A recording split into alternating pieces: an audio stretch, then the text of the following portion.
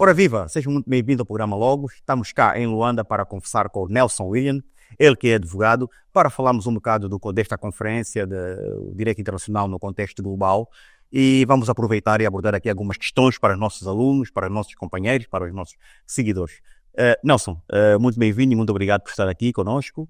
É um prazer recebê-lo cá em Luanda. Erlander, para mim é uma grande honra e assim estou encantado com a Angola. Esta é a minha primeira vez que venho aqui e realmente tenho sido assim extremamente bem recebido.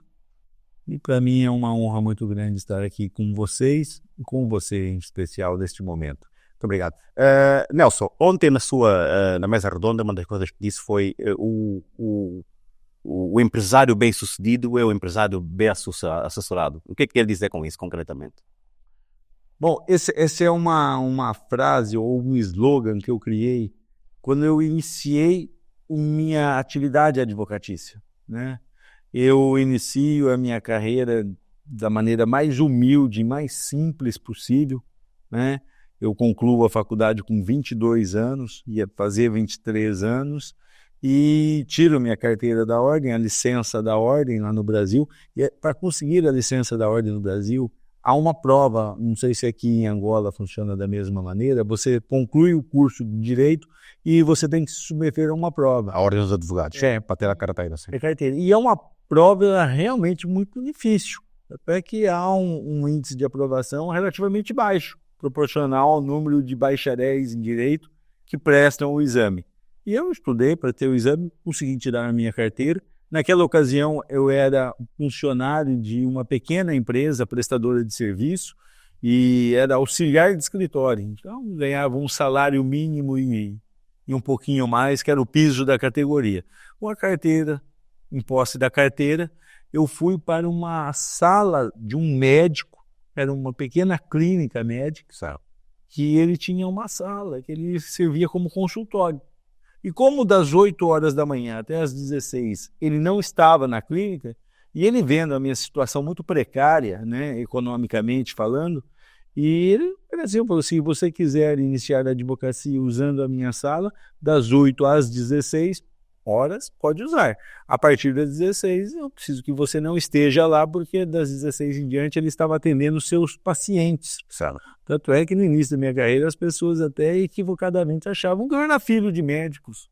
E eu sou filho de pais semi-analfabetos, pequenos, meu pai no caso, pequeno agricultor, minha mãe do lar, e a agricultura é de subsistência. Né? E é por aí que eu quero entrar. A forma como conduz a sua vida nas redes sociais, a forma como expõe, digamos assim, o seu cotidiano, a sua família, os seus bens materiais, né? Não acha que isso, sendo a advocacia uma profissão, digamos assim, tradicional, em que estamos habituados a ver o advogado com casaco, colete e um relógio no bolso, estilo Lenin, mais conservador. O Nelson ostenta bens materiais, ostenta carros. Acha que isso esta forma de estar, saindo do analógico para o digital, não acaba por ser, às vezes, interpretado como sendo alguém que está ostentando? Bom, primeiro, eu tenho uma história, né? Eu não ganhei dinheiro, né? Não enriqueci, porque eu saí do zero absoluto, eu saí da pobreza e construí uma carreira. Hoje, a Nelson Williams Advogados é o maior escritório de advocacia da América Latina, ou seja, não é qualquer coisa, são cerca de 3.000 pessoas na nossa operação, mais de 1.000 advogados num único escritório de advocacia, ainda que espalhado em todo o território nacional. A matriz do nosso escritório é em São Paulo. Na matriz são 1.070 pessoas, pelo menos o último número que me passaram era esse, só na matriz 1.070 pessoas, e espalhado no país todo, cerca de 3.000 na totalidade, sendo mais de 1.000 advogados. Eu tenho uma história, eu construí uma história com muito trabalho, muito esforço, também não construí sozinho. Eu sou ombreado por uma das melhores equipes, na minha percepção, uma das melhores equipes jurídicas do país, no caso do Brasil, e eu tenho uma carreira que foi galgada. E eu tenho uma história muito parecida com muitos jovens lá do Brasil, que também têm uma origem humilde. Assim também a mesma coisa aqui em Angola. Há muitos jovens que tem origem humilde e que eu quero, com o meu exemplo, com o meu testemunho, mostrar para esses jovens do Brasil, de Angola, que assim como o Nelson conseguiu vencer na vida, num ambiente hostil, um ambiente competitivo, um ambiente tradicional, porque eu direi, como você bem disse, é um ambiente tradicional. Eu não tenho tradição nenhuma, aliás, eu não tinha tradição nenhuma na área jurídica. Pai semi-analfabeto, mãe semi-analfabeta, do lar, agricultura de subsistência. Quando eu tiro a minha carteira da ordem, eu sou o primeiro advogado da minha família e o primeiro a concluir um curso superior. Mas por ter esse background, essas famílias, vindo de uma família pobre, não acha que há aqui uma contradição? Devia ser, se calhar, mais comedido? Isso não é encarado? Não, eu devo mostrar para as pessoas, porque é o seguinte, primeiro que nós não devemos ter vergonha do dinheiro que nós conquistamos, dos bens que nós conquistamos com o nosso trabalho. Não é vergonha nenhuma. E eu sempre que tenho oportunidade, eu falo, o dinheiro não é a coisa mais importante da vida. Não é. Mas a ausência de dinheiro afeta tudo que é importante na vida. Você tem problemas com a sua família por ausência de dinheiro, você tem problemas de saúde por ausência de dinheiro, você tem problemas de paz. Quem tem paz sem recursos? Com um cobrador batendo na porta da sua casa, com um filho doente, você não tendo recursos para levá-lo ao médico, não poder dar um melhor atendimento para ele, você não poder, de repente, proporcionar algo a seu amigo que está sofrendo. Então, é muito importante isso. Nós temos que quebrar esse tabu de parecer que a prosperidade é uma maldição. Ela não é. A prosperidade ela é bênção nas nossas vidas. E eu faço isso, não faço quando eu mostro. Primeiro, também é importante destacar que eu mostro a verdade. É a minha vida que eu mostro. Eu abro a minha vida, a minha casa, o meu estilo de vida, ele é real.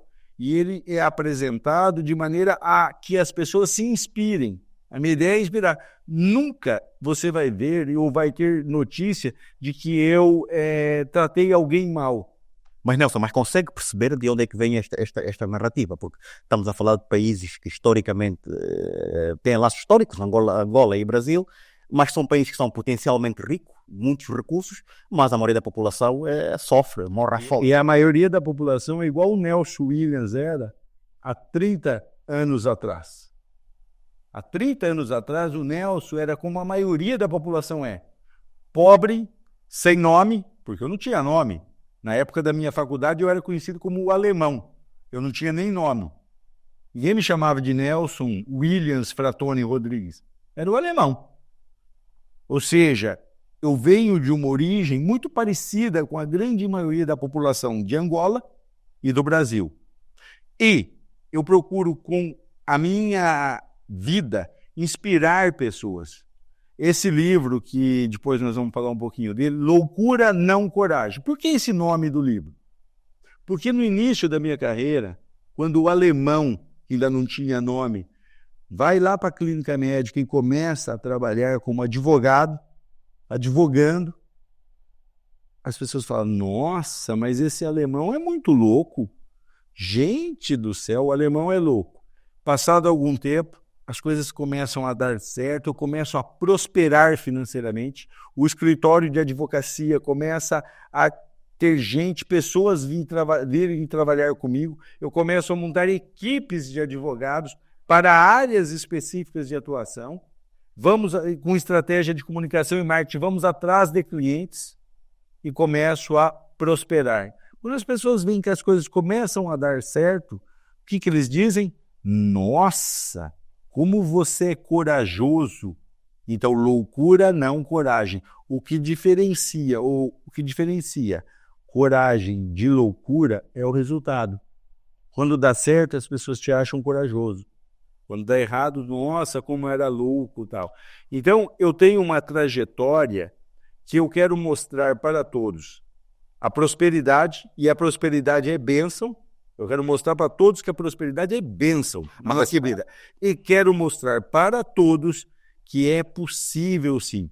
E volto aqui. Eu aqui nesses 4 dias que eu estou em Angola, eu me deparei com muitas pessoas que deram o testemunho de vida muito parecido com a minha, e talvez até em situação muito pior do que a minha, e que conseguiram resultados melhores que a minha, que eu consegui até hoje. E eu fiquei realmente impressionado. Ou seja, é possível para alguém no Brasil, de origem humilde, simples, prosperar, e a prosperidade traz bênção não apenas para nós que prosperamos, para nossos familiares e também para os nossos amigos. Nelson, eu quero voltar a essa questão. A questão da forma como se expõe nas redes sociais, não estará isso ligado com uma força, uma necessidade que alimenta de ter sido tão pobre, vindo de uma família humilde, de pais pobres, sem a necessidade de agora mostrar que conseguiu vencer na vida? Mas, óbvio, eu tenho necessidade de mostrar, gente, eu venci na vida. Aquele cara que falavam, não vai dar certo, ele é burro, ele é pobre, ele é filho de um agricultor de subsistência, esse cara não vai dar certo. Este cara é louco. Aí você dá certo. Você tem que mostrar, eu dei certo. Ou seja, se eu dei certo que ninguém acreditava, você também pode. Ou você acha que eu não fui humilhado quando eu era pobre? Quem nos assiste aqui que é pobre, você nunca foi humilhado por ser pobre? Você sentiu que você foi discriminado, que te barraram em algum lugar, te olharam torto, te dirigiram palavras ofensivas? Quem nunca passou isso na pobreza? Óbvio que passou. Agora eu vou falar para vocês de coração. Você com prosperidade, as pessoas não fazem isso com você. Podem até tentar, mas não conseguem te derrubar. Então, é importante nós não termos tabu em falar nisso. Veja bem, não pode ter tabu. Agora, você fala assim, eu prosperei, eu mostro tudo isso para humilhar as pessoas. Nunca fiz isso com essa intenção. Se você tiver a curiosidade de consultar qualquer pessoa que se relaciona com o Nelson, e hoje com as redes sociais é fácil. Eu tenho dentro do meu staff de doméstico, né, de funcionários domésticos, acredito eu que eu devo ter umas 60, 70 pessoas no primeiro eixo. De pessoas que trabalham para a minha família, ou na minha casa, ou na casa da ilha, ou comigo, né, no pessoal. Se perguntar para alguns deles, pergunte, como é trabalhar com o Nelson Williams? Eu vou lhe falar assim, acredito que será 100% que vão falar, o Nelson Williams é respeitoso, o Nelson Williams nunca nos distratou, porque eu trato todo mundo com muito respeito. Então, o fato de eu mostrar não sei o que, ele serve de exemplo. Eu venci até hoje e é possível alguém com história semelhante também vencer na vida. Então, serve de inspiração. No Brasil, nós temos um já falecido, um carnavalesco. As escolas de samba do Rio de Janeiro são famosas no mundo inteiro.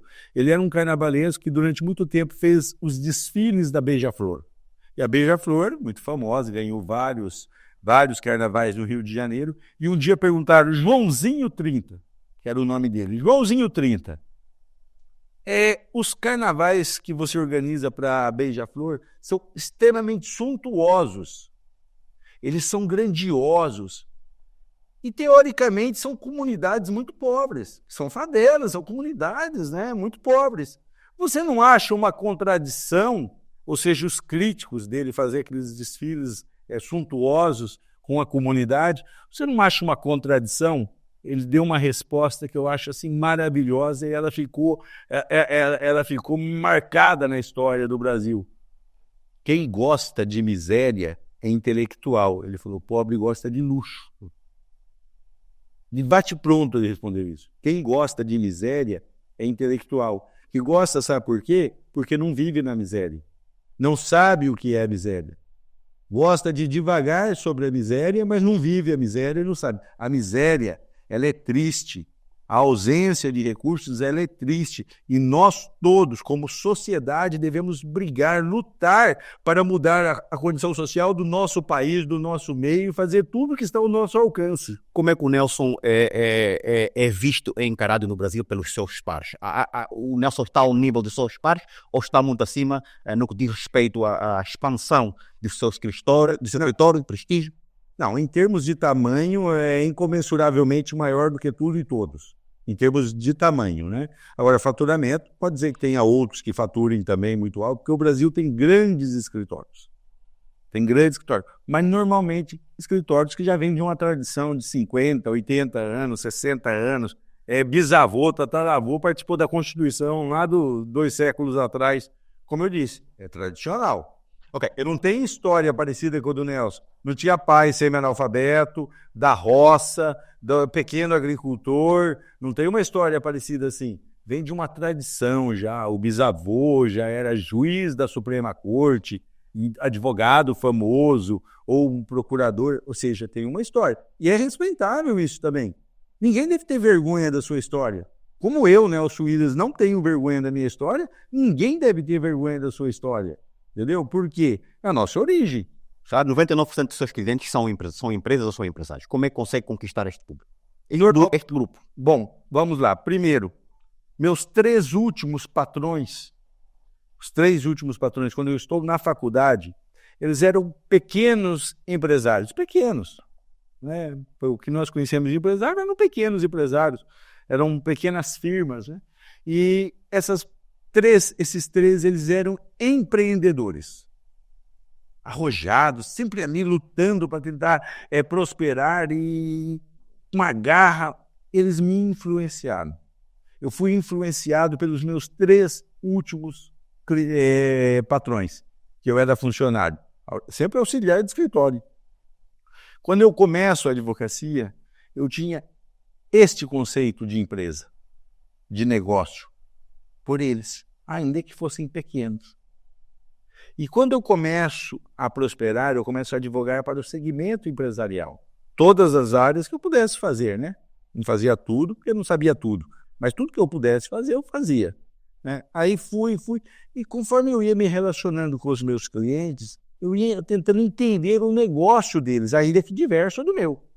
E procurava absorver conhecimento do negócio deles que pudesse ser aplicado no meu negócio, na minha atividade de advocacia, e que eu pudesse escalonar aquilo. Veja bem, se eu tenho um cliente hoje, amanhã eu quero ter 2. Se amanhã eu tenho 2, eu quero ter 4, quero ter 6, quero ter 8. Como que eu fazia isso? Primeiro, procurando prestar um ótimo serviço tecnicamente falando. Tecnicamente falando, sempre procurei ser com nível de excelência. E eu falo, fazer bem feito não é mais do que obrigação. Eu sempre busquei fazer bem feito. E aí, com o serviço bem feito, eu buscava a indicação do cliente de outros clientes. Um empresário, me indique outro empresário, seu amigo, seu colega, que eu possa prestar serviço. Foi a sua estratégia. Aí a área institucional. Eu falo que 3 coisas definem o sucesso de qualquer empreendimento. Técnica, institucional ou comercial, né? O fechamento de contrato, a busca pelo cliente. Na advocacia nós não falamos comercial, porque a advocacia não é uma atividade mercantil. Nós falamos o institucional, que no final do frigir dos ovos é quase a mesma coisa. Ou seja, é a relação com clientes. E a terceira, não menos importante, administração, planejamento.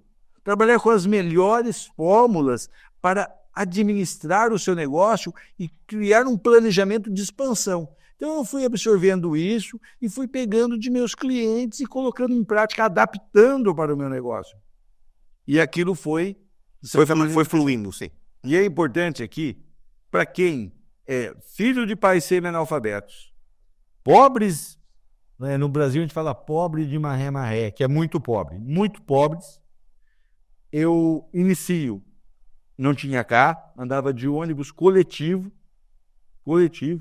usava uma sala emprestada, não tinha sala.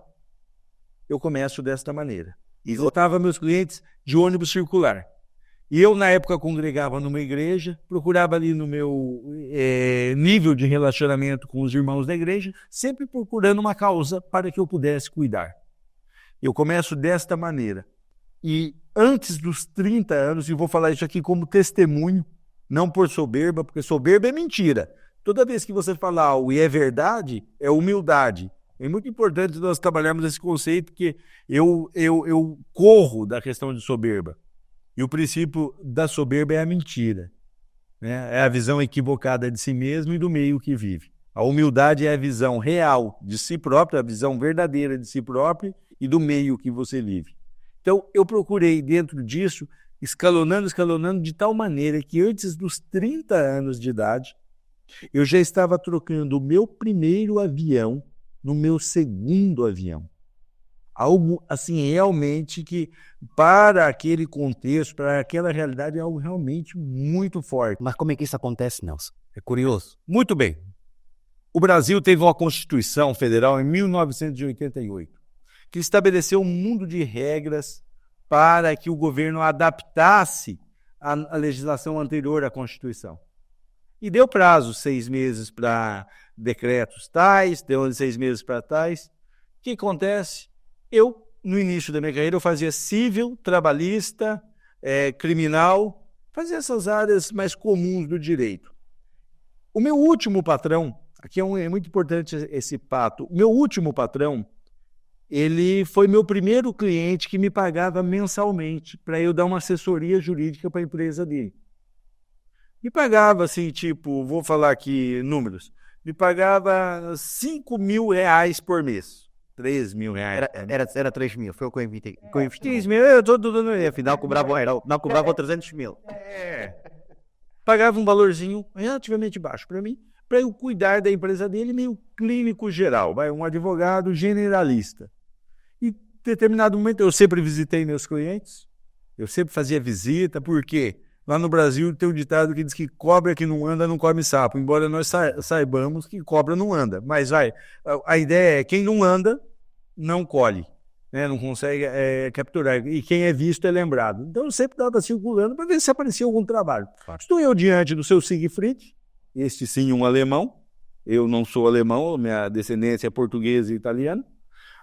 Estou na frente do seu Siegfried e ele pergunta para mim, Nelson, recebemos uma proposta aqui de uns advogados de São Paulo para fazer uma recuperação tributária, porque diz que tem muitos impostos que nós estamos pagando hoje e que nós já pagamos, que o governo não adaptou à Constituição Federal e é possível pedir a restituição desses tributos. Como você é nosso advogado, a primeira opção é você fazer para nós. Você quer fazer? Eu falei, seu Siegfried, a área tributária é uma área muito complexa. E por uma questão de responsabilidade, eu acho melhor você fazer com os advogados que lhe procuraram. Tá? Era um escritório famoso, conhecido. Muito bem, seu Siegfried, contrata esse escritório. Passado mais algum tempo, estou eu na frente do seu Siegfried, vem a financeira dele, dos cheques, para que ele fizesse os pagamentos, e um dos cheques, ele pergunta, o que é isso? Ela fala, São Paulo. Ele fala, tá bom. E assina o cheque e eu dou uma olhada no cheque. O seu Siegfried pagava em média para mim uns 3 mil reais por mês. 3. O cheque que ele estava assinando para o escritório que tinha procurado era de 50 mil reais. Eu recebia 3. A hora que ela saiu para o seu Siegfried, isso aí é o escritório lá de advocacia tributária? Ele falou, Eu falei, ele cobrou 50 mil reais, seu Siegfried, pelo serviço? Ele falou, não, ele cobrou 300 mil reais, são 6 vezes de 50. Ele pagava para mim 3 mil por mês. Eu me senti um idiota de não ter pego o trabalho.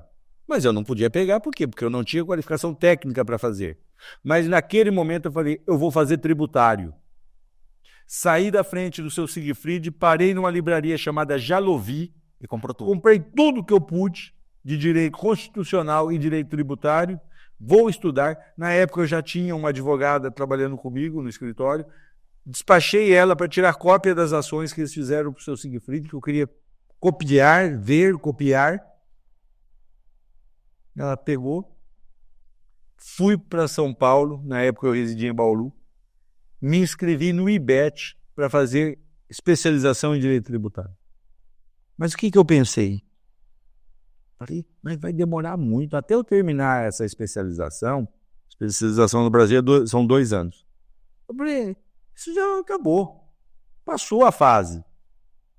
Lembrei-me de um colega de faculdade que era mais assim, ele gabaritava ele tirava 10, 9,5 em todas as provas que fazia de direito constitucional e direito tributário, e ele sempre falava para mim, Alemão, porque era época da faculdade, então me chamava de alemão. Alemão, você precisa fazer direito tributário que dá dinheiro, direito tributário que dá dinheiro. Eu fui buscar. Fui na casa dele, bati palma, ele saiu, ele estava estudando para concurso público. Contei o caso para ele falou para mim, não te falei, alemão, que era direito tributário que dava dinheiro? Falei, Ageu, vem trabalhar comigo. Você sabe tudo de direito constitucional, de direito tributário, vem trabalhar comigo. Primeiro, fiz a proposta dele ser meu sócio, ele não quis. Ele disse que queria estudar para concurso e tal. Depois eu fiz uma proposta para ele trabalhar meio período comigo, no meu escritório, e montar uma equipe de advogados tributaristas dentro do meu escritório. Essa proposta ele aceitou. Com esta equipe é que eu dei esse salto. Porque imagina com essa vontade de trabalhar, se um cliente tinha capacidade de pagar 300, você imagina se eu tivesse 100, 200, 300, 500 clientes. Foi assim que foi a casa dos milhões. Então, a minha visão sempre foi uma visão macro. Hoje, a Nelson Williams, ela funciona como? É como se fosse um grande hospital e que tem médicos de todas as áreas da saúde. É um grande escritório de advocacia e nós temos advogados de todas as áreas do direito para atender os mais diversos segmentos da economia. Muito bem. Nelson, os maiores advogados de Angola, aqui do nosso país, muitos deles têm relação ou tiveram com o poder político. O que eu vou dizer é o seguinte, em Angola começa agora a nascer a cultura das empresas terem consultoria de advogados para que se possam precaver de determinados problemas jurídicos ou legais, não é? O Nelson tem alguma filiação, está ligado ao poder político, ou tem o poder político no Brasil? Com relação a ser ligado ao poder político, eu gosto de uma frase do fundador da TAM. A TAM, durante algum tempo, foi a maior companhia aérea do Brasil. Hoje chama Latam, porque os chilenos compraram a TAM. Então, hoje é Latam. O comandante Rolim Amaro, fundador da TAM, ele tinha uma frase assim com relação ao mundo político e o segmento empresarial. Lembre que eu sempre disse que eu sempre me inspiro em empresários e empreendedores. Ele falava assim, não tão perto que te faça mal e nem tão longe que não lembre quem você é. Eu nem conheço Esta é minha filosofia. Me relaciono com todos os políticos de maneira não tão perto que me façam mal e nem tão longe que não saibam quem é o Nelson Williams. Ou seja, eu levo uma relação de proximidade, sim, mas uma proximidade saudável, não uma proximidade promíscua, né? Mantendo sempre uma relação, eu diria, republicana. Essa é a relação. Porque não tem como uma pessoa na minha posição não se relacionar com os entes políticos. O que separa a barbárie da civilização é a política. Eu acho que falar isso aqui em Angola é bem forte isso. O que separa a barbárie da civilização, do mundo civilizado, chama-se política. E às vezes, erroneamente, as pessoas querem satanizar, demonizar a política. A política ela é necessária. É a política que traz paz. É muito importante. Mas sabe, através da política, a paz. Através da política, da boa política, a desenvolvimento social, econômico. Uma nação cresce através da boa política. Então é muito importante nós separarmos o joio do trigo. Tá? Existe a má política? Existe a má política, sim. No Brasil existe, em Angola existe, nos Estados Unidos existe, no Japão existe, no mundo inteiro existe. Onde existem homens, existem sim falhas. O ser humano é falho, perfeito é Deus. Agora, veja bem, não é porque existem falhas que nós vamos olhar só o lado ruim da coisa. Existe o lado bom. E é importante nós sempre termos isso e passarmos isso para as novas gerações, porque eles serão os futuros políticos, eles serão as futuras lideranças nossas. Então eu tenho esta filosofia de vida com relação ao segmento político. Sim, mas aqui é um detalhe que é importante, que por vezes há promiscuidade, digamos assim, dos grandes escritores de advogados, serem eles que estão a defender os seus interesses, digamos assim, no que diz respeito à política, no que diz respeito às empresas estatais. não é? Há grandes polémicas, houve aqui o caso, por exemplo, da Odebrecht, o Lava Jato no Brasil. Toda esta polémica é importante sabermos onde é que esta linha divisória limita o advogado mal. Vamos lá. Primeira coisa, não sejamos jamais ignorantes. Não confundir a figura do advogado com a do seu cliente. Jamais. Todos, até o réu mais culpado, ele tem direito democrático. O Estado Democrático de Direito lhe garante defesa. Ele tem direito a uma defesa. Quem faz essa defesa? São os advogados. Então não confunda a minha figura com a dos meus clientes. Meu cliente cometeu um crime. Eu estou o defendendo. Eu estou exercendo um papel constitucional. Sem advogado não há justiça. Ele tem que ter um advogado. Ele tem um advogado, ele tem um promotor acusador, ele tem um juiz que vai julgar isento. Então, tomar muito cuidado. Existe promiscuidade entre advogados? Gente, existe entre advogado, entre médico, entre contador, entre agricultores. Existe em todo lugar. Existe o ruim e existe o bom.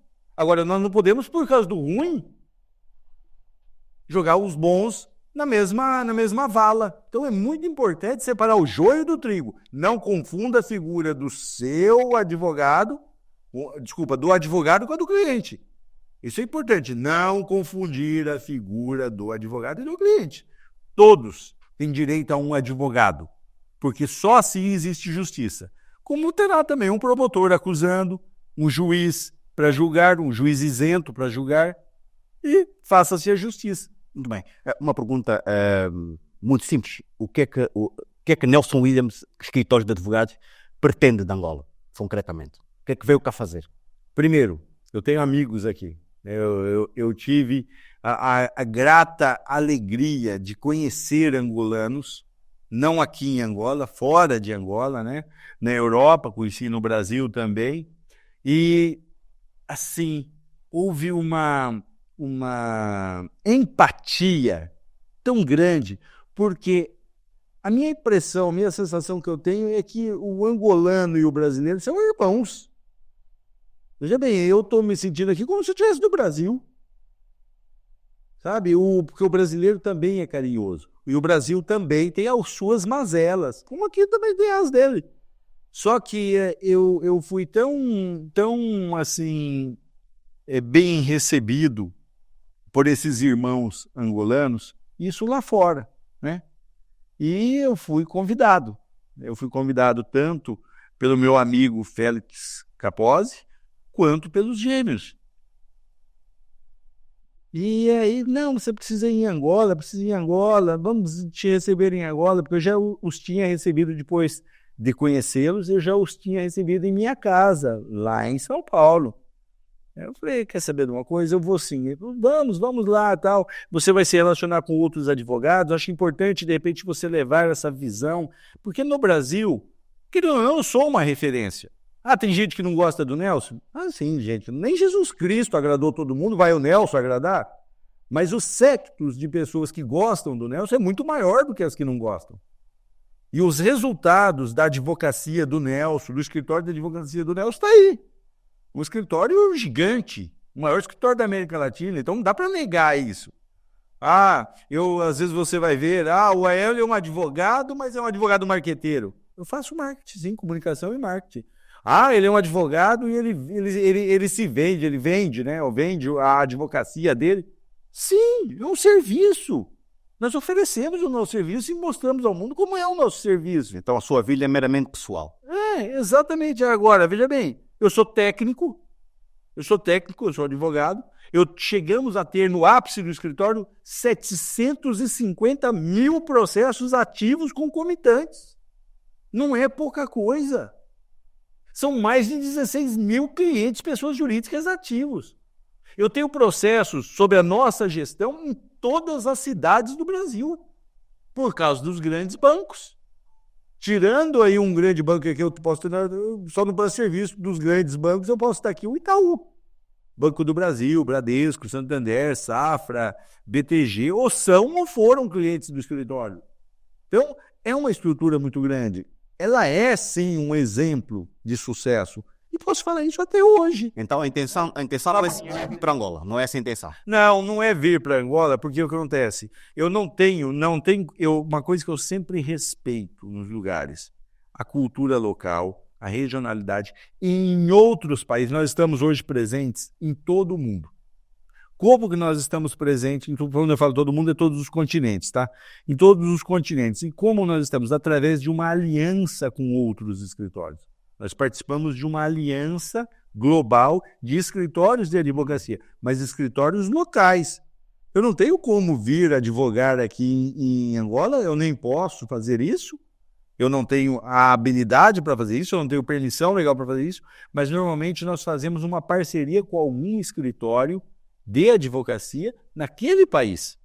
Porque é este escritório que conhece a legislação, esse escritório que é preparado para dar um atendimento. Então, esse escritório dará atendimento quando um cliente nosso do Brasil tiver um problema aqui. Agora, eu quero também a mesma coisa quando alguém daqui, cliente desse escritório, tiver algum problema no Brasil, eu quero cuidar desse cliente. Então, há uma troca, né? Não é uma estrada de mão única, é uma estrada de mão dupla. O cliente do Brasil que eu pretendo trazer empreendedores para empreender aqui em Angola. E se esses empreendedores tiverem algum problema jurídico aqui, eles vão precisar de advogado, e quem vai atender é o advogado angolano. Agora, eu também gostaria de levar alguns empresários daqui de Angola para terem negócios no Brasil. E se esses vierem ter algum problema no Brasil, eu gostaria de cuidar deles. Primeiro que eu já quero cuidar de maneira que eles nem tenham problema.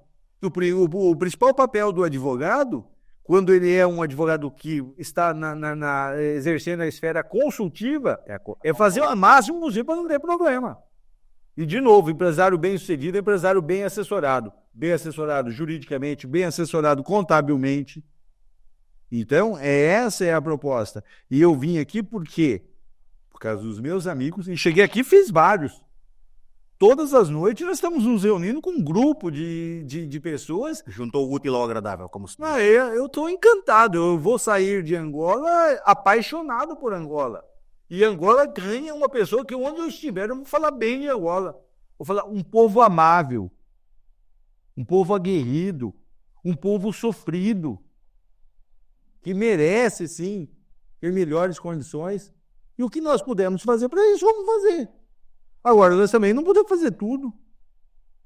Então é importante que isso aí é uma construção coletiva. Eu faço a minha parte, você faz a sua, cada um faz a sua parte. Agora, nós não podemos também transformar vidas com exemplos. E eu recebo muita retorno através das redes sociais de pessoas que falam assim: Nelson, seu exemplo mudou minha vida, mudou a forma como eu via as coisas. E eu me sinto lisonjeado cada vez que eu escuto isso. Por quê? Porque faz parte isso também. E não é só assim. Lá no Brasil, por exemplo, na prática, nós temos o Instituto Nelson Williams. Atendemos o ano retrasado do ano passado, eu não sei. O ano retrasado atendemos mais de 60 mil adolescentes carentes através do nosso instituto, que foi fundado pela Anne, minha esposa. Ela está à frente do instituto, faz mestrado na Pontifícia Universidade Católica de São Paulo, nesta área. Nós temos um convênio com a Unicef. Ou seja, nós temos uma preocupação de cunho social. Tem um lado filantrópico social. Lógico que temos. Nelson, olhando para o seu perfil, do ponto de vista de marketing e comunicação, será que daqui a uns anos não estarei eu a entrevistá-lo no Brasil, na sua campanha eleitoral para se candidatar a Presidente da República? Vamos lá. Não. Você não vai... Pretoriamente não. Você vai estar, essa ideia. Você vai estar lá, eu quero te receber, já fica aqui o convite, quero te receber em minha casa, quero te receber no meu escritório, quero te apresentar tudo isso que aqui estou lhe falando. Mas não, e vou explicar por quê. Não tão perto que te faça mal, não tão longe que te esqueçam. Para eu enveredar para a política, eu precisaria escolher um partido. O Nelson Williams hoje se relaciona com todos os partidos. Eu tenho diálogo com todos os partidos. E talvez se eu fizer isso, eu vou ter que exercer, porque eu exerço política.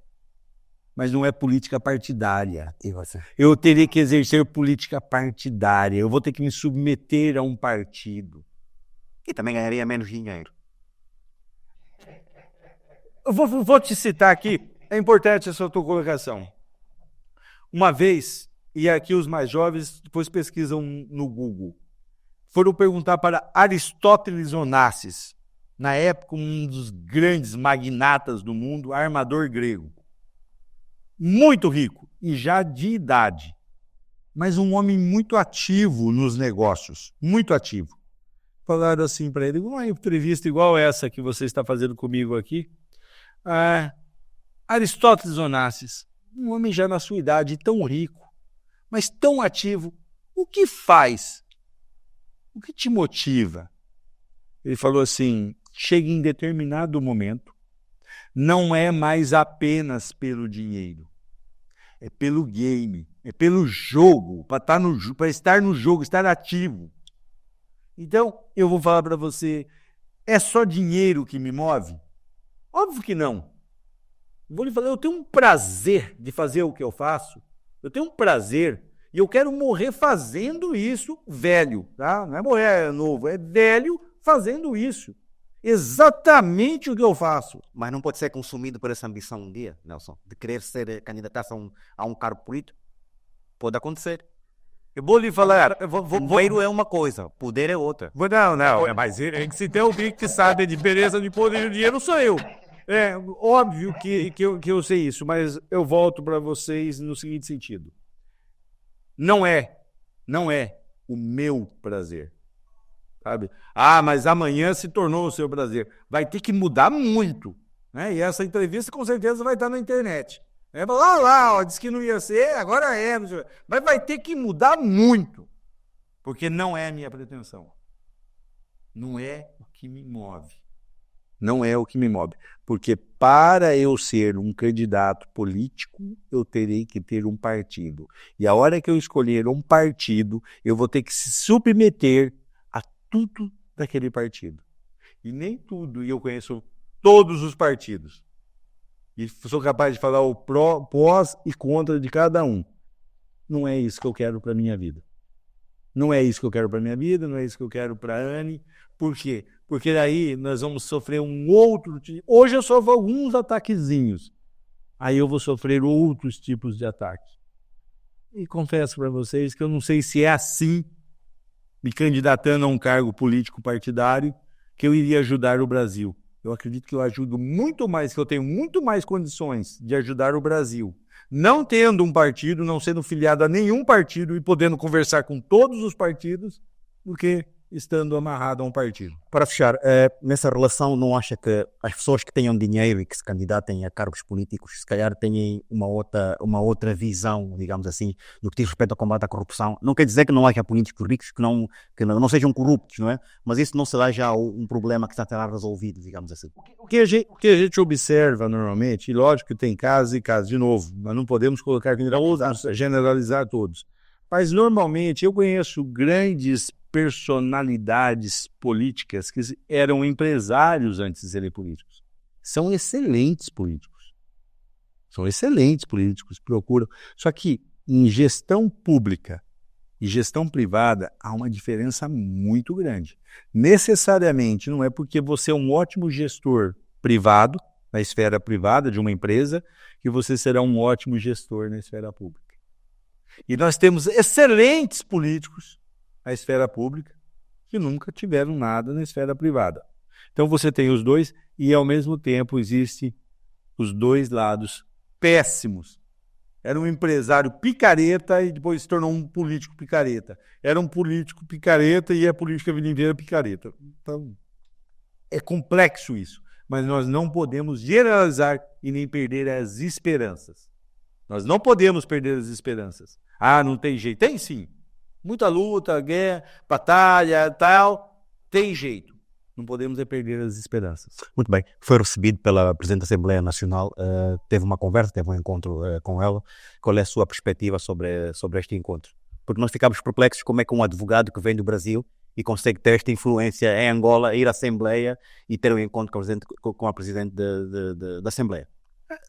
Bom, quem conhece e me acompanha sabe que isso é relativamente, no meu cotidiano, é comum. No Brasil, dificilmente eu visito algum estado da federação, não sou recebido pelo governador, pelo presidente da Assembleia. No Brasil tem as assembleias estaduais, presidente da Assembleia, presidente de tribunais de justiça, isso é muito comum. Não tem nada diverso do que acontece lá no Brasil.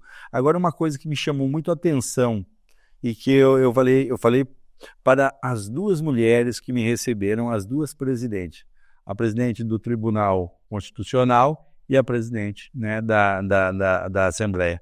Eu falei com elas, eu fiquei encantado com o número de mulheres em posição de destaque. Esta pluralidade, né, dentro do poder político. No Brasil, nós lutamos muito para isso.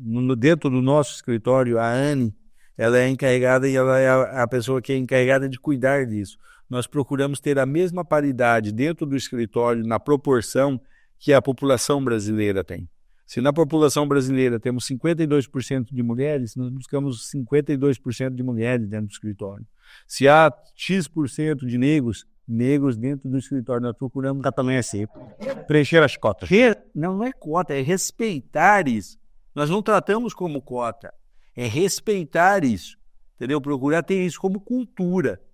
Não é que faz assim, não é obrigatório, não é obrigatório, mas é respeitar isso como cultura de empresa, tá? De maneira a trabalhar na sociedade de uma maneira que a gente gostaria, trabalhar dentro do escritório de uma maneira que a gente gostaria que fosse na sociedade. E aqui me encantou. Me encantou diante das duas autoridades que ontem e hoje eu tive o prazer de estar. E nesse ponto, a Angola está de parabéns e eu vou fazer essa referência lá no Brasil diversas vezes. Muito bem. Nelson, estamos a chegar ao limite do nosso tempo.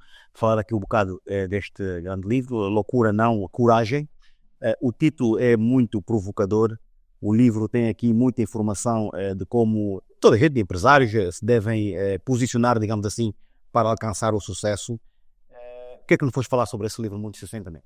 Bom, você vai ver aqui que é Comunicação e Marketing para Advogados e para Todos. Esse livro não é apenas para advogados. Esse livro é para todos.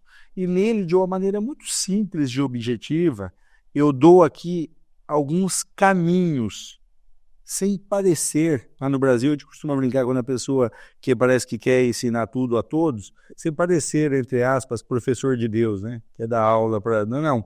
De uma maneira humilde. Por quê? Tudo que eu coloquei aqui é verdade. É o que aconteceu na minha vida, as dificuldades que eu tive e como que eu transpus os obstáculos. E também eu conto problemas que eu tive. Que também não é só contar vantagem. Não se negou nada, não escondeu nada. Não, os seguros não escondem nada, mas de uma maneira para tentar ajudá-los. Sabe? Aqui está um pouco da minha experiência, do que deu certo na minha vida e do que não deu certo na minha vida. E você quer conhecer o presente e o futuro? Dá uma olhadinha sempre no passado. Observem as experiências que as pessoas já tiveram. A gente sempre lá no Brasil tem a oportunidade de falar, vamos ver, com relação a este problema, quem já está mais adiantado na solução desse problema? E vamos trazer essa solução e adaptar para a nossa realidade.